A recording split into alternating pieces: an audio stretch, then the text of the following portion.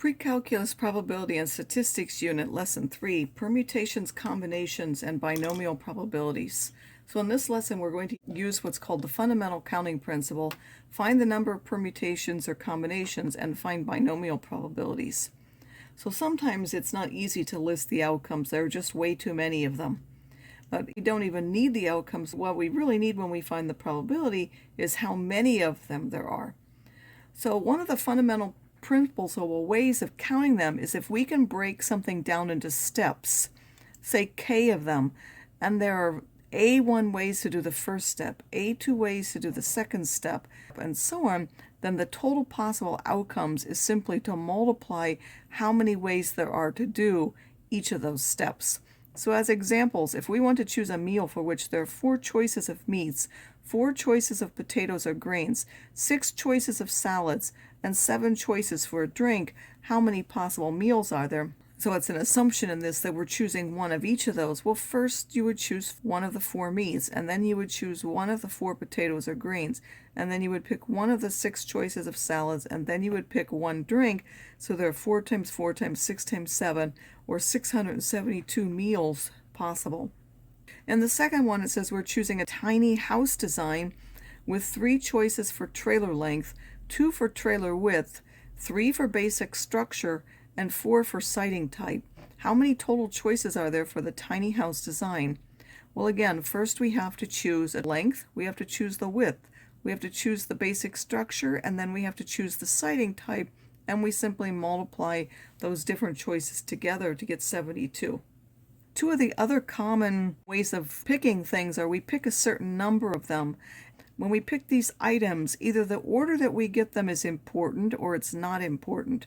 So a permutation is when the order of the items is important.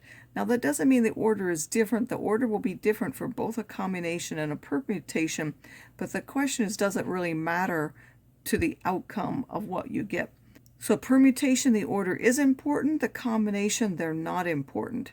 Anytime you can arrange objects in a line or there's some rank, then this is a permutation. So if it says they're put in a line or they're put in a row, they're specifying to you that that order is important.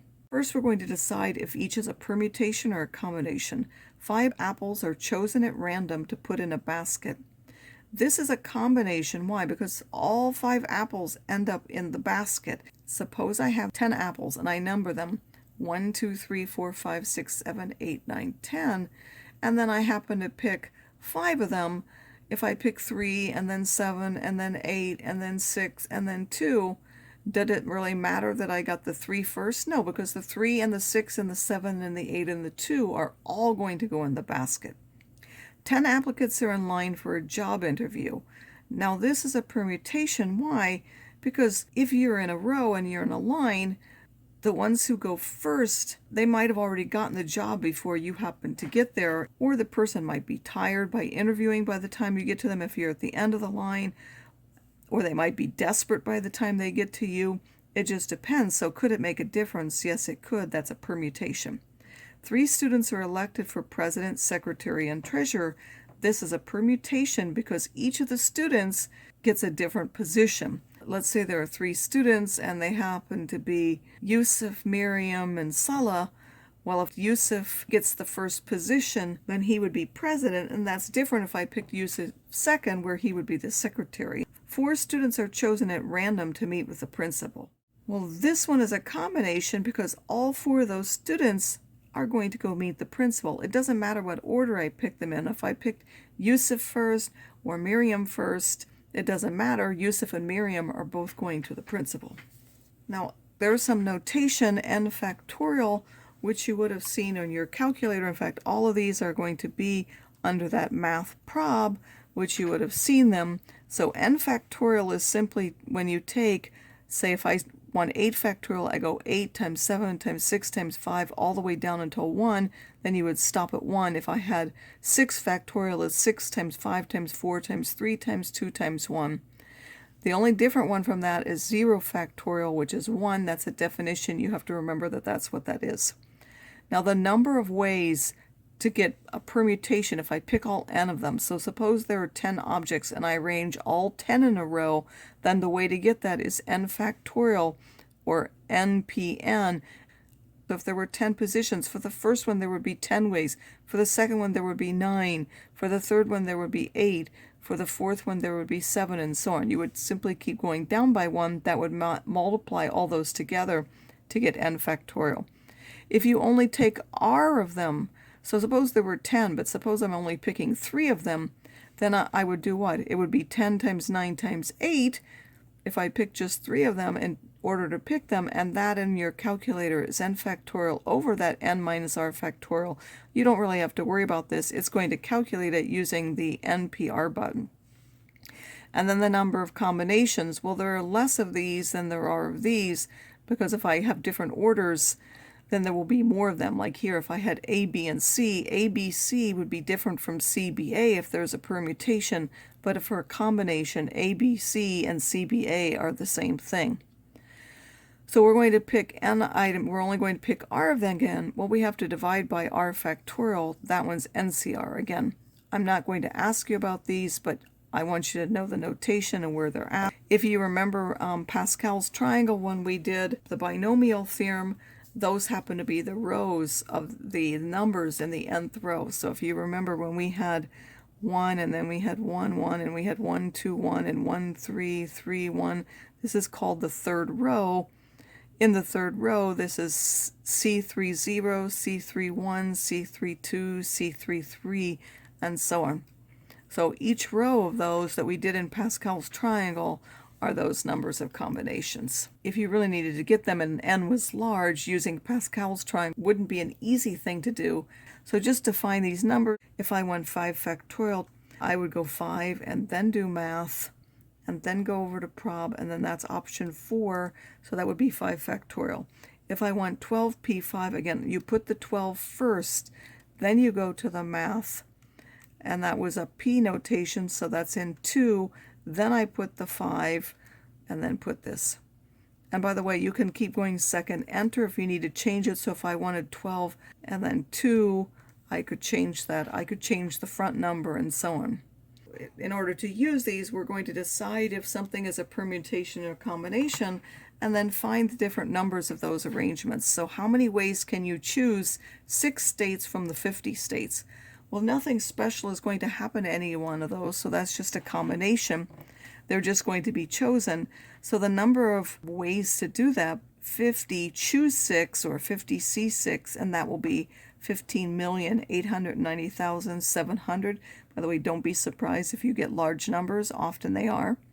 And how many ways can the 4 different positions for a relay race be assigned from a team of 7 runners? Well, now it's in a relay race. That's where they pass a baton from one to the other, and the positions are important. They like to put different people in different positions because they might have a certain skill that allows them to be better. Like some people have what they call a kick at the end of the race more than someone else. They would be in the last position. Again, there are positions for that race, so the order is important. So out of the 7, you would choose 4. This is a P now, and that would give you 840. Now suppose we have some letters, but some of them are repeated. So for example, if I have mom, there are 3 letters, there would seem to be 6 different permutations, but the 2 M's are really the same. Now I've made one bold just to show that it's a different one, but this one and this one are really the same. And this one and this one are really the same, and this one and this one are really the same. So there are really only 3 different permutations because some of those letters are repeated. In order to do that, you have to take the total number of permutations, which would be the 3 factorial, and then divide by the number that are repeated. So you have 2 M's repeated. You would take 3 factorial and divide by 2 factorial and find that that gives you 3. So how many permutations are there of the letters in the word probability? Well, probability has 11 letters, so that would be 11 factorial if there weren't any repeats. But then there are 2 B's, so I have to divide by 2 factorial. And there are 2 I's, so I have to divide by 2 factorial. If it had 3 R's, I would have to divide by 3 factorial for the R. It's however many letters there are, that's what you divide by. And this would give you 9 of almost 10 million permutations of those. Now we can use permutations and combinations to find probabilities. So we're first going to decide if it's a permutation with repetition, or a combination. Then we're going to find two different things. We're going to find the total number of ways something can happen, ignoring anything about the question, just the situation itself. And then we're going to find the number of ways to get what the question is asking about. And then in order to find the probability, you're going to find the number of ways to get A and divide by the total number. So make that a 4-digit lab security code. It can have any digits from 0 to 9, but no digit can be repeated. What is the probability that a person is randomly assigned the code 1, 2, 3, 4? This is going to be a permutation. We know that for codes, the order of those digits is important. No digit can be repeated. Well, there are 10 digits from 0 to 9, and we're going to pick 4 of them. So out of the 10 numbers, pick 4 of them where the order is important. That will be 5,000 ways. And then what is the probability? Now you're going to look at that question. Well, there's only one way to get that. That's to get that code. So sometimes you won't have to use a permutation or combination for that. You'll just have to think about what to do. And then the probability will be this number divided by this number. As another example, it says an elementary school club has 6 boys and 6 girls who are randomly lined up for a school photo. Find the probability that the boys and girls alternate. They're lining up, so that puts them in a row. That would imply that it's a permutation. So we would normally use 12 factorial, but there's 6 boys again, and that's all we're worried about. So that's like being 6 repeated boys, and then there's 6 repeated girls. So we have to divide by those number of repeats and get 924. Now we're going to look at the question. It says, what is the probability that they alternate? So we have to think, what are the ways that they can alternate? And then this time you might list them. We could have boy, girl, boy, girl, boy, girl, or you could start with the girl first and get girl, boy, and so on. So there are only 2 ways that the boys and girls can alternate. So there would be 2 out of 924 ways to do that. And finally, we can use combinations to calculate probabilities when there are 2 possible outcomes for each person or thing, and we want to know how many of one type there are. So suppose we do n trials, and each trial only has 2 outcomes.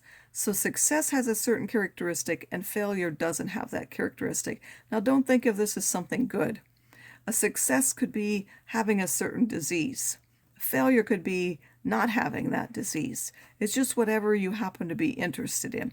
And then the probability of the success is P, and then the probability of the failure, because there are only 2 of them, has to be 1 minus that. Then if I do n different trials, what is the probability that I get x of them to be successes in those n trials? Is C n x, p to the x, 1 minus p to the n minus x, where these x's that you can put in there have to be somewhere between 0 and n. So 0, 1, 2, 3, 4, 5, all the way up until n.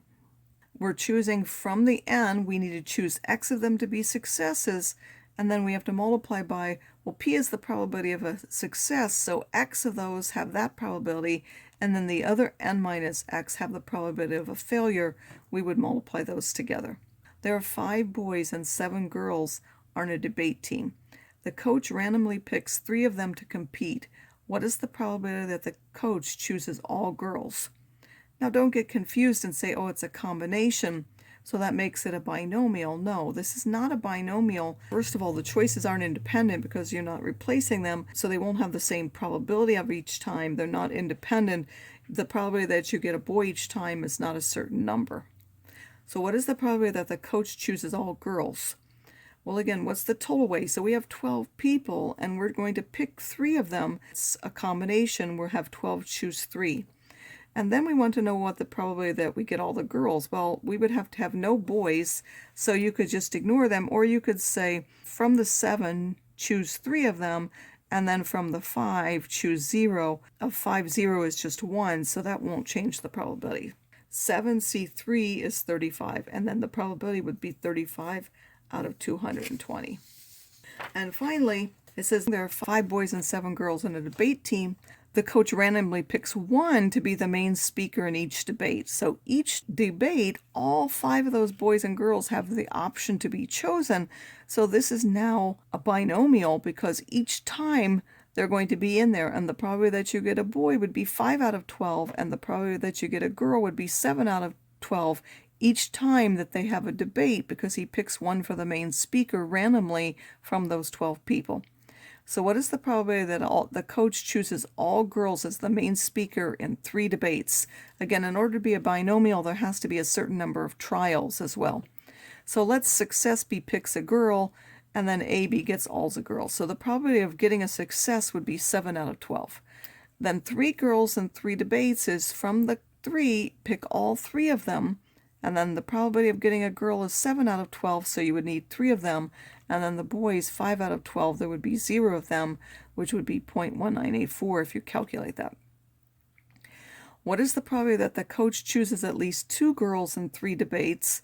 Well, 2 girls means either 2 or 3, so we have to add the one for 2 and the one for 3 together. Calculate the one for 2. From the 3, we chose 2 of them to be girls. Then 2 had the probability for being a girl, and 1 then had to have the probability of a boy, because if 2 were girls, there had to be 1 boy chosen, and you would get that probability.